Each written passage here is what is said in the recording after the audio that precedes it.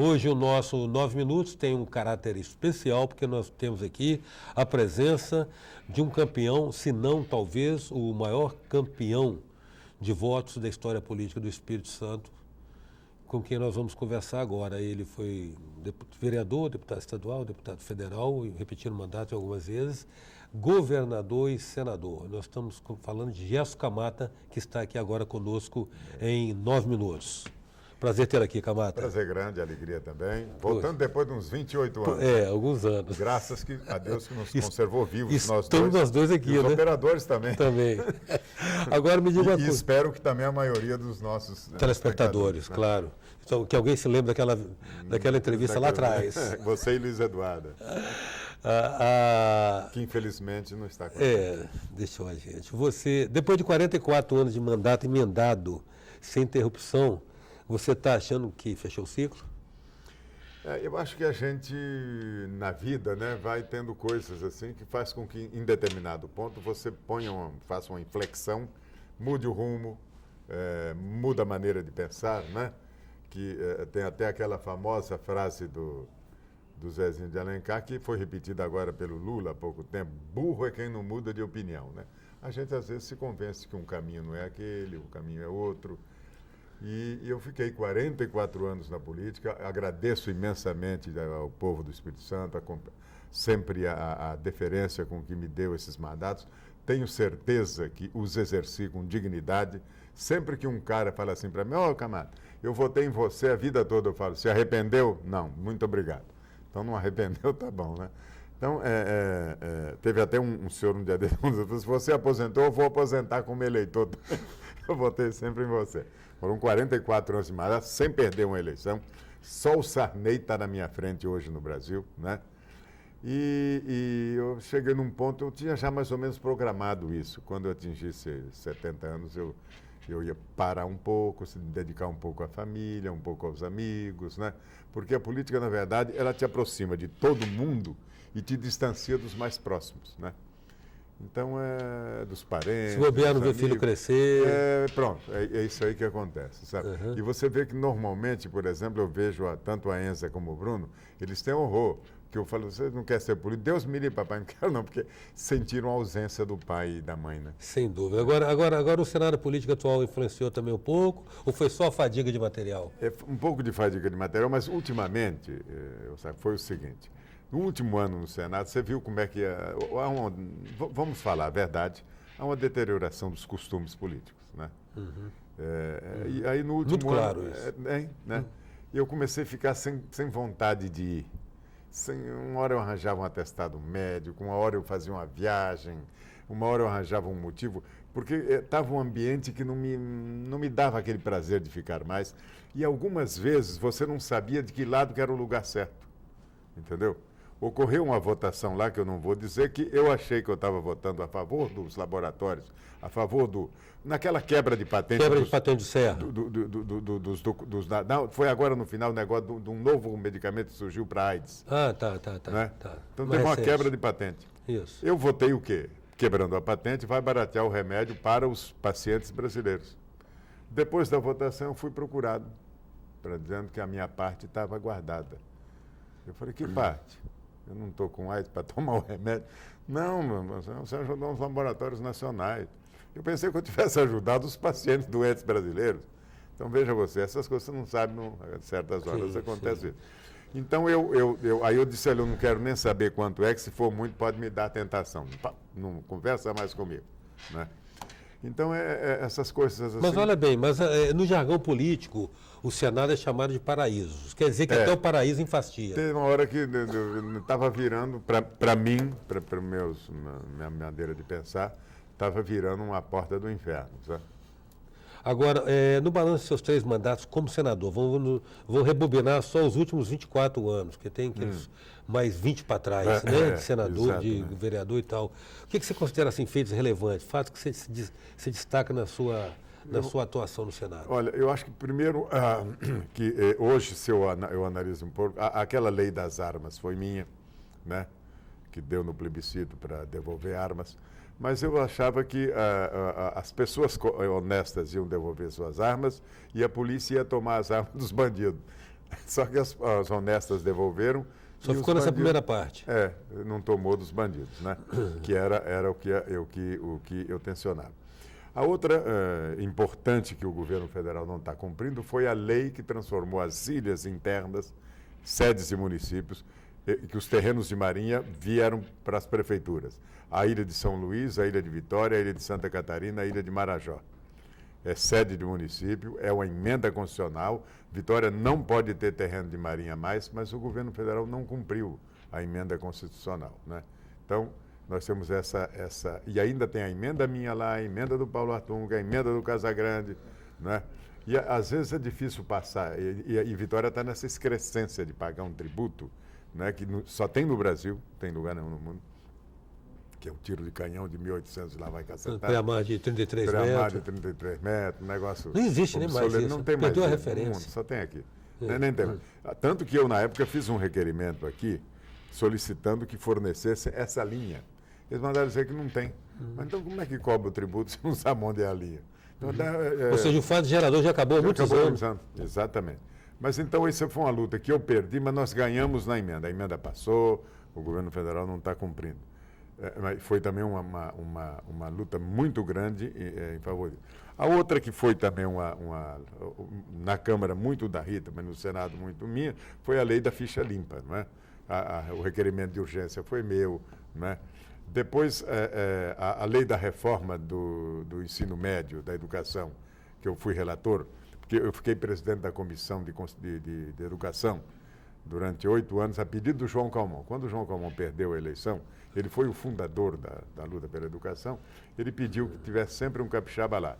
Então entrei eu, fiquei 8 anos, depois entrou o Ricardo Santos, depois entrou a Luzia Toledo. Mas nós ocupamos, então, muito do que houve de avanço na área da educação ali foi feito por senadores capixabas, entre eles eu também. Em 9 minutos nós estamos conversando com o ex-senador e ex-governador Jéssica Mata. Voltamos já.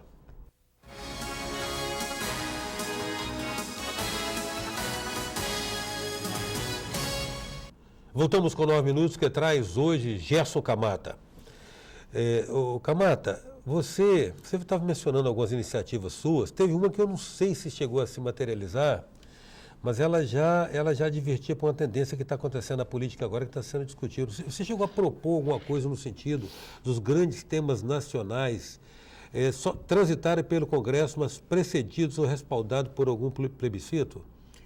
Eu peguei, exatamente. Foi uma boa iniciativa também, mas aí aconteceu um episódio muito interessante. Eu peguei projetos que estão tramitando há mais de 20 anos e que o Congresso não decide. E naquele plebiscito que teve das armas, porque o ministro disse que o plebiscito ia custar 200 milhões. Aí eu fui lá no ministro e perguntei, ministro, se puser mais pergunta, encarece? Ele disse, não. Já que vai gastar 200 milhões para perguntar se o brasileiro é a favor do desarmamento, então eu botei voto obrigatório. Tem 20 anos mais que tramita. Serviço militar obrigatório, aborto, pena de morte, prisão perpétua. São 10 assuntos. Já que nós não conseguimos resolver, vamos devolver para o povo resolver.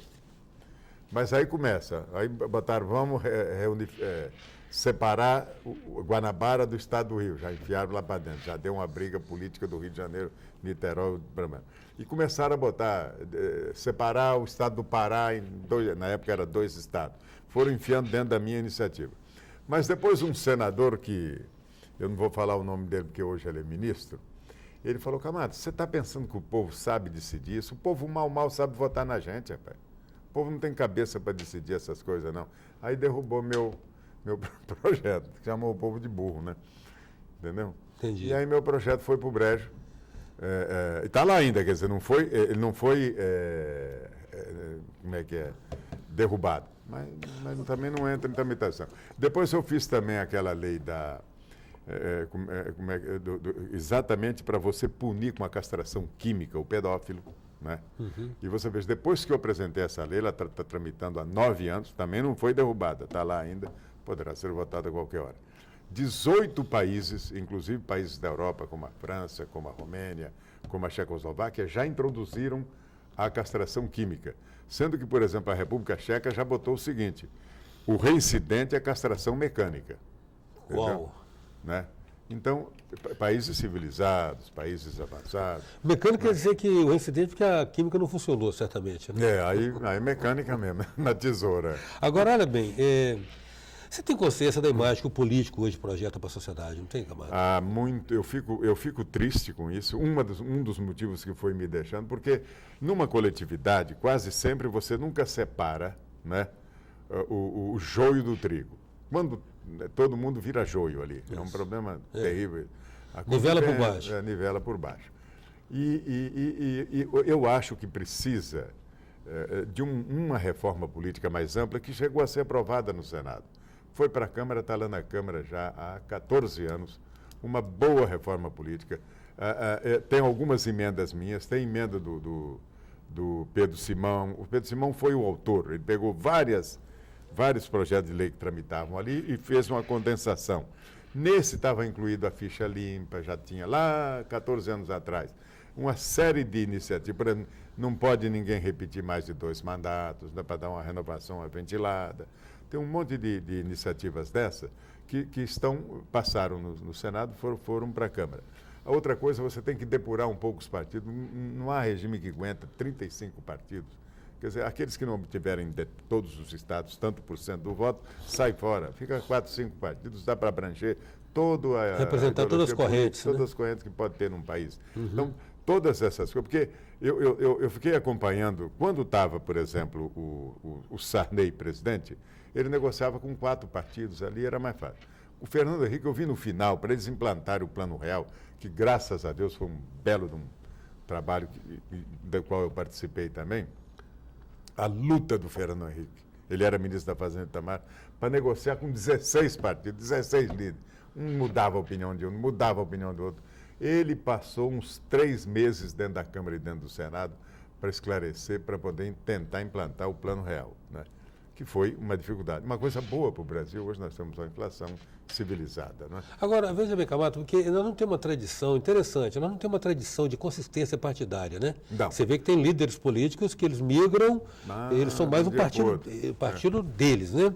Então nós não temos essa tradição de consistência partidária. Partidos não são fortes, efetivamente. Agora, como é que você vê essa questão, por exemplo, do eleitor se sentir lesado quando ele vota em alguém por causa da coligação e elege outro? Isso está contemplado também no projeto do Pedro Simão, que está na Câmara, né? Porque, primeiro, aqui no Brasil, você está falando uma coisa certa, o indivíduo, o eleitor vota no Pedro, no Chico, no Camata, no Paulo Atung, no Casagrande, né? Ele não vota no partido. Não. Raramente. Não, raramente. Não, é personalizado. Nem o filiado vota no partido dele, não. Né? Não é igual o torcedor do Vasco que só vai no campo torcer para o Vasco. O do Flamengo só vai lá torcer para o Flamengo. Né? Politicamente, infelizmente, no Brasil não é assim. Não sendo assim, quer dizer, ele não se decepciona com o partido, com a ideia que ele tem, com o idealismo dele, não. Ele se decepciona com a pessoa, que é mais forte. Porque quando você tem uma Constituição, né?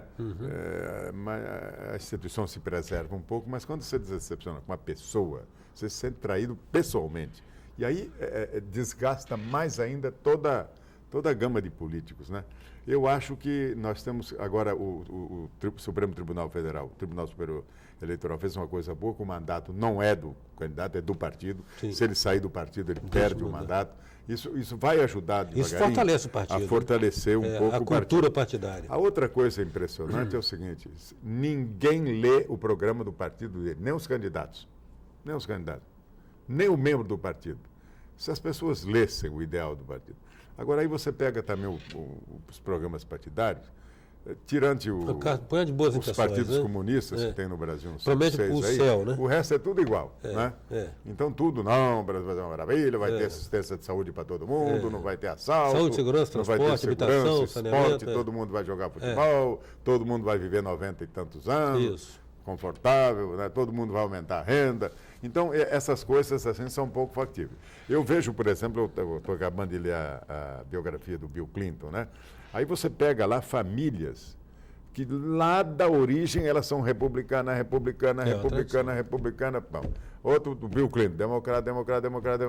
E até quando o Bill Clinton perde o pai dele, né, que o pai dele morre num acidente, que você sabe que o nome dele não é Clinton, não.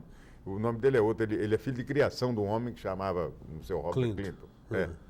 E a biografia é difícil, você começa a ler, começa a chorar. Ele é um rapaz muito sofrido, meu Clinton. Aí, quando a mãe dele viu que precisava dar uma assistência a ele, e mandou ele para um amigo dela para dar conta, mas democrata, não queria que fosse republicano. E ele era um menininho pequenininho. E aí a mãe dele foi trabalhar numa outra cidade, teve que abandonar ele também. Ele foi abandonado por pai e pela mãe, coitado. E ainda virou presidente dos Estados Unidos, né? História, Você conhece a história dele da bomba de gasolina, não, do Bill Clinton? Não. Diz que ele foi com a Hillary, na cidade de Arkansas, lá onde ele era governador. Ele era presidente, um dia de domingo passear. Quando ele chegou no posto, a Hillary saiu do carro e abraçou o bombeiro do posto de gasolina. Ô, meu querido e tal, com muita amizade. Aí o Clinton falou, quem é esse cara aí? Ela falou, não, meu ex-namorado. Ele falou, tá vendo? Se você tivesse casado com ela, ela disse, não. Se eu tivesse casado com ele, era presidente, ele seria o presidente e você ia ser o bombeiro. Já conheceu a história. Mas diz que é verdadeira, está lá na biografia. Bom, nosso tempo chegou ao final para esse primeiro programa 9 Minutos. Eu convido você, meu querido telespectadora, a estar conosco amanhã na continuidade dessa conversa com esse mito, essa grande personalidade política do Espírito Santo, que é Jéssica Mata. Sou passageiro.